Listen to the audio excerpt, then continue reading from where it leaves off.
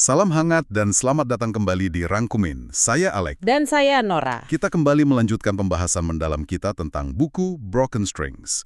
Nah, ini adalah bagian kedua dari 3 bagian, di mana kita akan mengupas tuntas bab 8 sampai bab 16. Betul. Di bagian pertama, kita akan meninggalkan Aureli dalam posisi yang sangat rentan ya.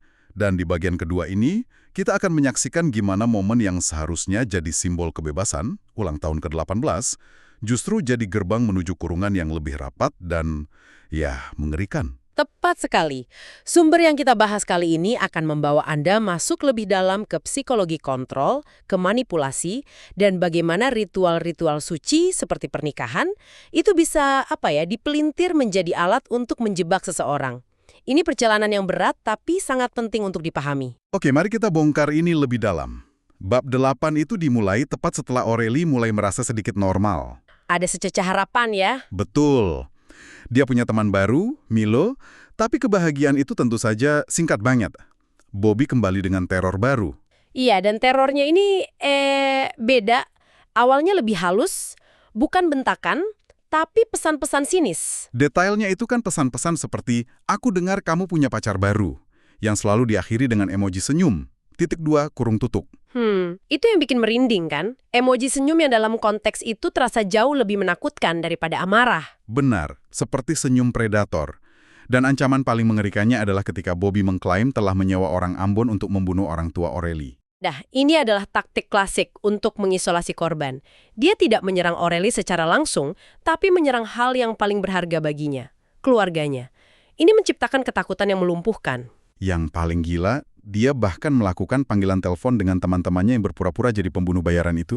Dan Aureli mendengarkan itu semua lewat speaker. Bisa Anda bayangkan, untuk seorang remaja yang ketakutan, itu pasti terasa sangat-sangat nyata. Pasti, ini taktik isolasi yang sempurna.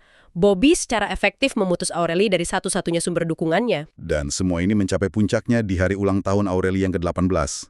Tidak ada perayaan, hanya ada perintah dari Bobby untuk datang ke Plaza Semanggi. Ironis sekali. Di sana, di sebuah kedai kopi, Bobby sudah menunggu bersama 2 pria berjas, pengacara, dan ada tumpukan kertas di meja. Dan inilah ironi yang paling tragis. Usia 18 yang seharusnya menjadi tiket kebebasan justru menjadi momen di mana ia secara sah bisa diklaim oleh Bobby. Aureli mencoba kabur, pura-pura terima telepon, terus lari melewati kerumunan mall. Tapi Bobby mengejarnya. Deskripsinya itu, suara gemerincing rantai dan sandal karetnya yang mendekat. Itu audio teror ya? Tepat. Dan dia tertangkap. Dipaksa kembali dan menandatangani surat nikah itu sambil menangis. Setelah diancam lagi. Kekejaman psikologisnya itu luar biasa. Bobby sengaja meminta tanggal pernikahan pada 5 Oktober, hari ulang tahun ayah dan adik Aureli. Dia juga memaksa Aureli menulis surat pernyataan tanpa paksaan di atas kertas kosong. Itu bukan cuma soal kontrol saat itu, tapi tentang menciptakan bukti untuk menjeratnya di kemudian hari. Sangat terencana. Setelah kejadian itu, beberapa bulan berlalu, Aureli sempat berharap pernikahan itu nggak akan terjadi karena pengacara Bobby mundur. Tapi kemudian muncul jebakan pengakuan dosa. Iya, Bobby membawanya ke gereja untuk mengaku dosa dengan dalih membersihkan diri. Tapi tujuan sebenarnya, Tentu saja bukan itu. Tujuannya adalah untuk mendapatkan salinan surat baptis Aureli, dokumen yang dia butuhkan. ini benar-benar licik. Dia menggunakan institusi agama untuk memuluskan rencananya. Dan lebih dari itu, momen pengakuan dosa yang seharusnya sangat pribadi diubah jadi alat pengawasan. Bobby mendengarkan semuanya dari luar bilik. Mengerikan.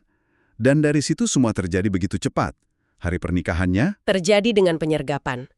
Tepat di hari terakhir syuting sinetron Aureli, Bobby menjemputnya saat fajar. Alasannya, ayahnya mau bicara bisnis. tapi dia dibawa ke gereja kecil yang sama tempat ia mengaku dosa. Ibunya Bobby dan beberapa orang asing sudah menunggu di sana. Dan momen kunci, Bobby menyuruhnya memakai gaun putih dari properti sinetron. Dia dipaksa menikah saat itu juga, tanpa keluarga, tanpa teman, dengan saksi-saksi palsu. Gaun dari properti sinetron, itu seperti, penghinaan. Ini adalah puncak dari manipulasi Bobby. Semua elemen pernikahan ada di sana. Gaun, gereja, upacara, tapi semuanya palsu dan hasil paksaan. Ada detail yang menyakitkan banget di sini. Saat prosesi minta restu, dia disuruh berlutut pada pasangan lansia Tionghoa yang tak dikenalnya. Dan berpura-pura mereka adalah orang tuanya. Lalu, saat dia ragu untuk menjawab iya, Bobby meremas tangannya sampai kukunya menancap di kulit. Ini adalah kekerasan fisik pertama yang tercatat. Sinyal yang sangat jelas. jadi setelah pernikahan rahasia itu, dia kembali ke rumah, seolah tidak terjadi apa-apa. Iya, dia dalam kondisi syok, tapi ibunya menerima surat kaleng anonim yang memperingatkan soal pernikahan itu. Dan saat dikonfrontasi, Aureli akhirnya mengaku. Reaksi ibunya menghancurkan segalanya. Ibunya menjerit, "Keluar, kamu bukan anak mama lagi." Dan momen itu adalah kemenangan terbesar Bobby. Reaksi ibu Aureli yang lahir dari rasa sakit justru mendorong putrinya langsung ke pelukan si predator. Aureli kini sepenuhnya terisolasi. Benar. Dan dia pindah ke rumah keluarga Bobby. Setelah menikah itu, Aurelie tinggal di rumah mertuanya. Rumahnya sempit, isinya 8 orang. Perannya langsung jelas. Bukan sebagai istri, tapi pengganti asisten rumah tangga. Nyebutnya gitu ya di buku? Iya. Dia harus nyuci baju Bobby dan mertuanya pakai tangan, ngepel lantai tiap jam 6 pagi, melayani semua kebutuhan keluarga. Dan ada doktrin itu kan? Doktrin gadis baik? Ah, iya. Itu alat kontrol yang sangat licik. Aureli baru boleh ketemu ibunya lagi kalau dia jadi gadis baik dan patuh. Jadi, hak ketemu orang tua sendiri dijadiin hadiah. Tepat, hadiah atas kepatuhan mutlak. Di tengah semua tekanan ini, tubuh Aurelie mulai bereaksi. Pendarahan terus-menerus selama berbulan-bulan. Ini akibat stres emosional yang luar biasa ekstrem. Tubuhnya seolah ikut menangis. Dan respon Bobby? Nol empati. Dia lebih khawatir Aurelie mandul atau jangan-jangan bohong. Sampai nuntut buat lihat bukti fisiknya kan? Iya, itu benar-benar merendahkan martabat. Dehumanisasi total. Dan waktu pendarahan alaminya berhenti, ketakutan Aureli akan kewajiban melayani suami, itu maksa dia melakukan hal yang... Yang putus asa banget, Dia bikin darah palsu dari campuran saus tomat sama kecap. yang disembunyiin di tangki kloset. Campuran itu kan bikin iritasi kulit yang nyiksa. Tapi buat dia, rasa sakit fisik itu lebih gampang ditanggung daripada harus disentuh sama Bobby. Itu menunjukkan betapa dalamnya trauma yang dia alami. Dan kekerasan itu punya siklus yang mengerikan. Pemicunya bisa sepele banget. Lupa nutup botol atau ada sidik jari di laptop. Hah, iya. Hukumannya, Bobby bakal meludahi dia. Di wajah. Iya. Tapi setelah itu, siklusnya jadi makin aneh. Dia bakal melakukan gaslighting dan darvo. Darvo itu singkatan dari deny, attack, and reverse victim and offender ya. Tepat. Jadi setelah ngeludahin, Bobby bakal nangis histeris. Terus membalikkan keadaan seolah dialah korbannya. Sampai Aurelie yang akhirnya minta maaf. Gila kan? Ini efektif banget buat bikin korban bingung dan merasa bersalah atas kekerasan yang menimpanya. Ada satu momen yang jadi cermin penderitaan Aurelie. Soal monyet pantai bernama Angel. Iya. Itu metafor yang sempurna. Dia beli monyet itu biar punya temen.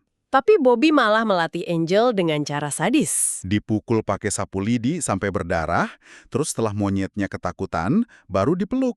Filosofi Bobby jelas banget ya.